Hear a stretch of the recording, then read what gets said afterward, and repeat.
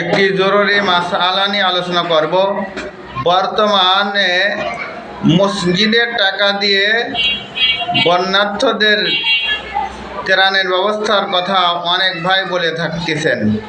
এখন বিষয় হলো, মসজিদে যে টাকা দান করা হয় এই টাকা দিয়ে বন্যার্থদের ত্রাণের ব্যবস্থা করা যাবে কি না, এই বিষয়ে শরীয়তের ফয়সালা হলো মসজিদের দানের টাকা দিয়ে কোনো বন্যার্থদের ত্রাণের ব্যবস্থা করা জায়েজ নাই।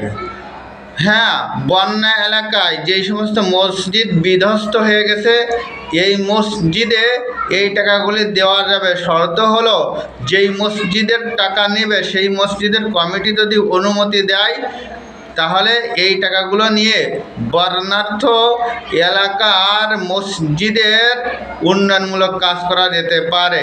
এই ছাড়া মসজিদের দান বক্সে যে দান করা হয় এই দানের টাকা দিয়ে বন্যার্থদের ত্রাণের ব্যবস্থা করা জায়েজ নয়। এটাই শরীয়তের ফয়সালা, এটাই শরীয়তের বিধান।